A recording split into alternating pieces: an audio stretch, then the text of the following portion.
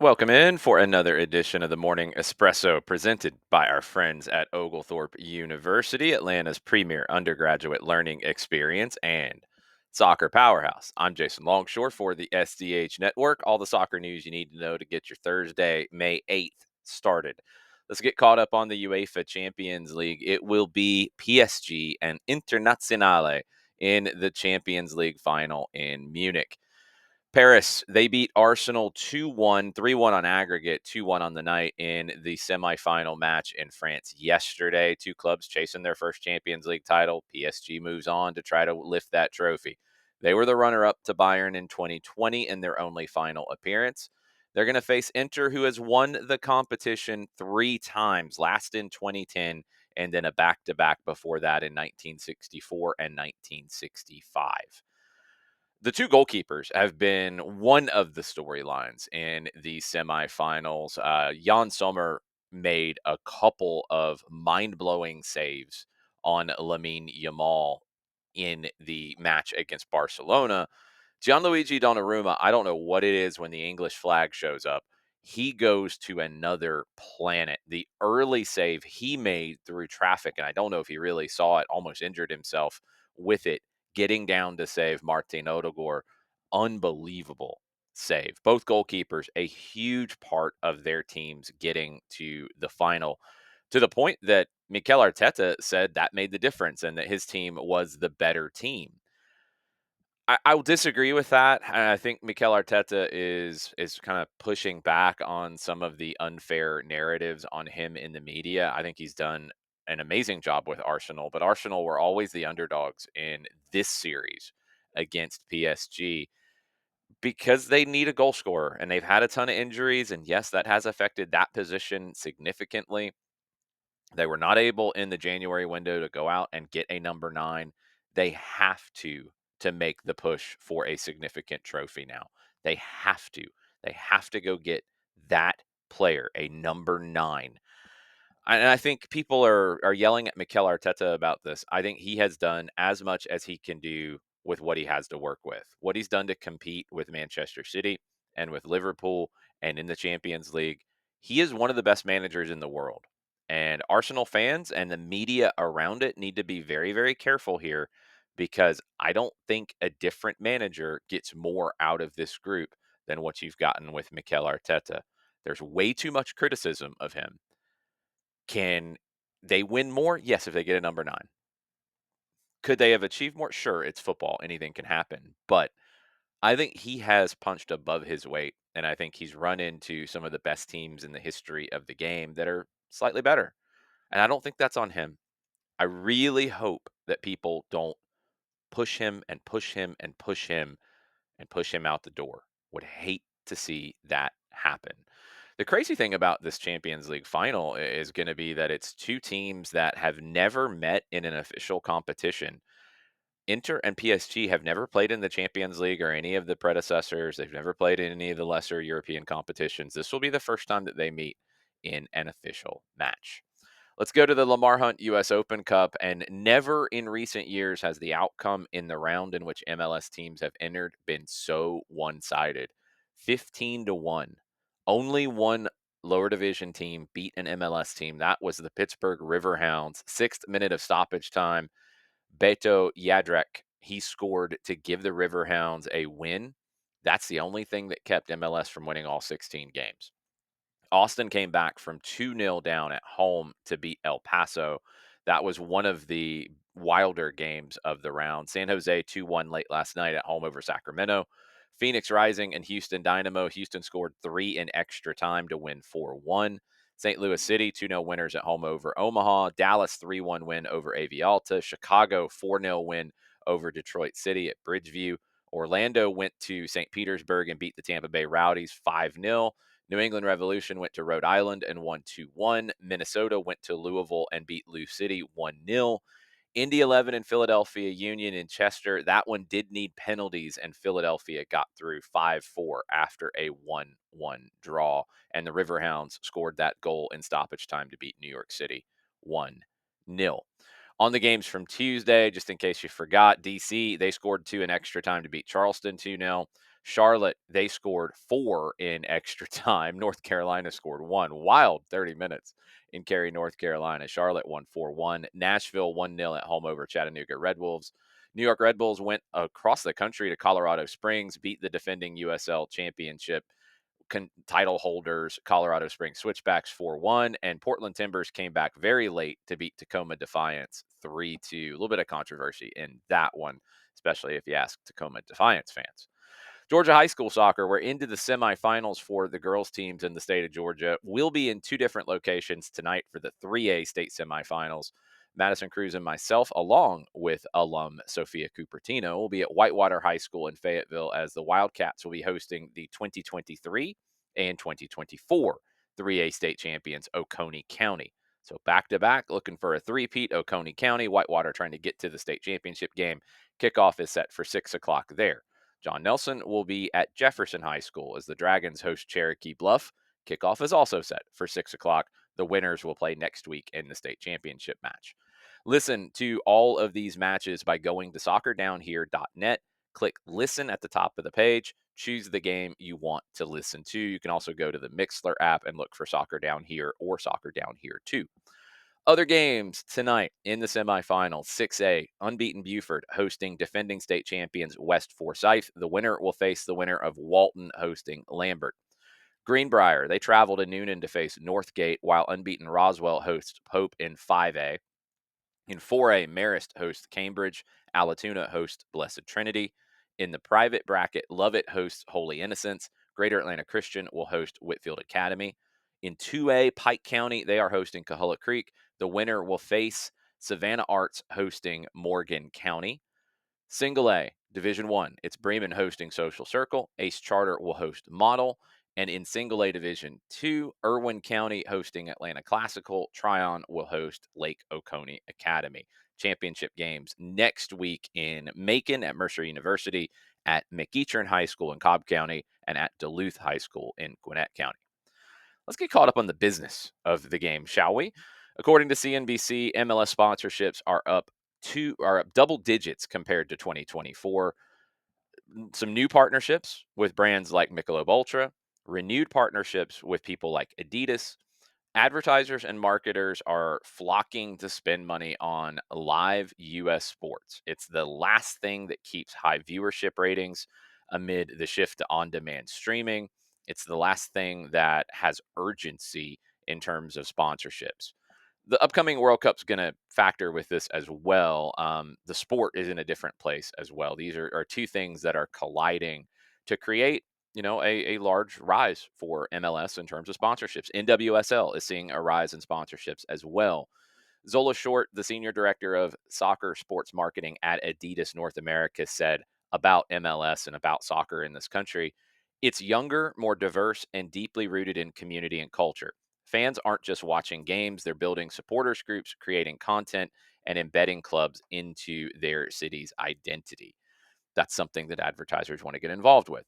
Now, also yesterday in Sportico, revenues are less than Europe's top teams, but 19 MLS teams out of 30 landed on Sportico's ranking of the world's 50 most valuable soccer clubs. Kurt Badenhausen from Sportico said MLS can't match the revenue of top European clubs, but it has the advantage on cost controls, modern stadiums, and a single entity structure that fosters ownership collaboration. The lack of relegation also sets a floor for MLS values that has risen dramatically over the past decade. Top 5 most valuable clubs in the world: Real Madrid, Manchester United, Barcelona, Liverpool, Bayern Munich. MLS's top 5, all over $1 billion of valuation: LAFC, Inter Miami, LA Galaxy, Atlanta United, and NYCFC. So Atlanta United, the 19th most valuable club in the world, according to Sportico. 19 clubs from MLS in the top 50, 14 out of the 20 from the Premier League, 5 from Serie A, 3 from La Liga in Spain, 3 from the Bundesliga, 2 from Liga MX in Mexico, 1 from Liga, or 2 from Liga in France, 1 from the Eredivisie in the Netherlands, and 1 from the top flight in Portugal. Badenhausen went on to say that the lousy economic model explains why Real Madrid and Manchester United are the only soccer teams in the top 20 most valuable sports franchises in the world. The NFL salary cap, the NFL TV checks are a big reason why all 32 NFL teams are in the top 100 most valuable franchises in the world. All 30 NBA teams are as well. Only 10 soccer clubs worldwide are in that top 100. Some other business items on the list for the Morning Espresso. American Airlines, they announced a partnership with US Soccer. They are also a partner of the FIFA World Cup in 2026. Moss Plus by Messi, that becomes an MLS partner. It is the official hydration partner of the league's two youth soccer programs, MLS Next and MLS Go. MLS Go is the recreational program for boys and girls ages 14 to, or 4 to 14 in 44 different states. The Moss Plus by Messi brand is not with Major League Soccer at the first team level or the second team level. Powerade has the rights in the sports drink category there. Gillette announced a deal with EA Sports FC. This is an interesting one with the video game side of it. So it started in January. Gillette was featured in the video game LED ad banners. Now the partnership moves to the Ultimate Team packs for a limited time. Gillette's partnering with global content creators and with EA Sports FC to get people interested and engaged in this. So going away from the on field side to the video game side, Gillette. FC Barcelona and Spotify, they unveiled the collaboration with Travis Scott recently. His Cactus Jack logo is going to be on the jersey for this weekend's El Clasico with Barca and Real Madrid. 3,800 jerseys were reportedly available for purchase. They sold out in minutes. That's $1.7 million in revenue. FIFA, they announced that Visa is going to be an official partner of the Club World Cup, which will start next month. Visa has been a longstanding partner of FIFA with the World Cup, with the Women's World Cup, a lot of the other World Cups as well, youth, futsal, beach, esports, all organized by FIFA. Let's get into this one quickly. The offside rule change. Arsene Wenger, the chief of global football development with FIFA, he said that a change to the offside law could be in place in a year. And I think he's a little bit ahead of it because they haven't done the trials yet to get there.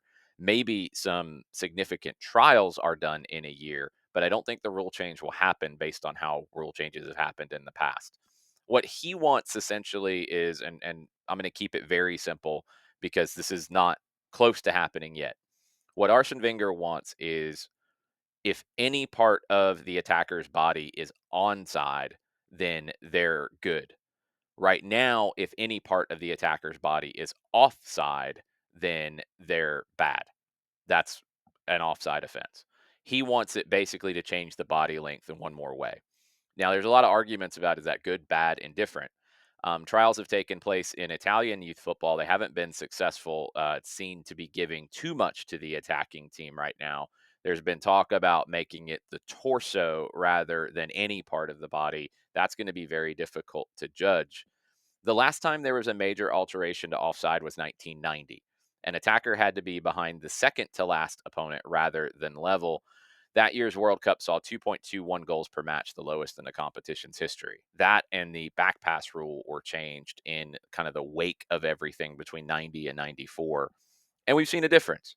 But now with video replay, you can get down to forensic levels of judging offside. And the idea of even is on is gone. You can see are they on or are they off? There's not a judgment there in a lot of competitions now. So you're trying to give more to the attacking side. What does it do to the defensive tactics? And that's the question that you have to do these trials and you have to see. I think Arsene Wenger is maybe a little bit ahead of himself, but I do want to see this explored because I want to see more opportunities for more goals in the game, but not to cheapen the game. It is a fine line. It's not easy to do these things. That's why you have to have the trials in decent competitions to see what it can actually do. Some other items on the espresso before we go. Chattanooga Football Club, they announced that primary owner and chairman of the board of directors, David Grizzard, he and his family have decided to fully fund the club's first season of MLS Next teams. So CFC is joining MLS Next.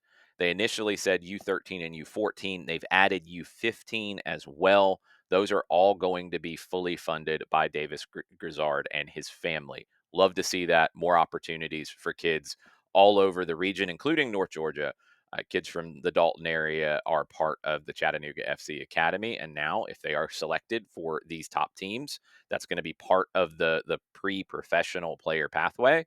It's going to be fully funded. Love to see that. Let's go to England. Former Wickham owner Rob Cohig, he has finalized an agreement to buy Reading. Finally, it's going to get done. Um, Dai Yong bought the club in 2017. It's been a mess. He has had to sell because of running afoul of league rules. Finally, it's going to get done. It's down to legal technicalities and final things, but it's fully expected to be completed shortly, according to Reading. Finally. They extended the deadline again to get it done. It's supposed to be get done by today. We will see if it gets done or not, but it is supposed to get done. Finally, Reading will be safe. Salford City, the League Two team, they're on the outskirts of Manchester. They have been taken over by a consortium put together by existing shareholders and ex-Manchester United stars David Beckham and Gary Neville. Declan Kelly, a U.S. entrepreneur, he is part of the group. Up to $20 million of investment is being promised over the next 5 years. Beckham says he's inspired by what Ryan Reynolds has been doing at Wrexham. Um, you're going to get more of this. That was $2.5 million to buy Wrexham, take them from non-league now to the English Championship. Can Salford City do the same kind of jump? They're one step ahead of where Wrexham was to jump to start here. $20 million of investment, that's doable. You can buy your way through non-league, fourth division, third division. Then what? And we're going to find out with Wrexham next season. And we're going to find out with Salford City, it sounds like.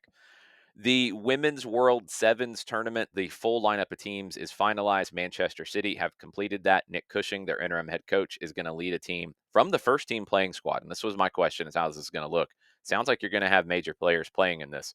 Manchester City, Manchester United, FC Rosengard, PSG, Roma, Benfica, Bayern, and Ajax are your 8 teams in it.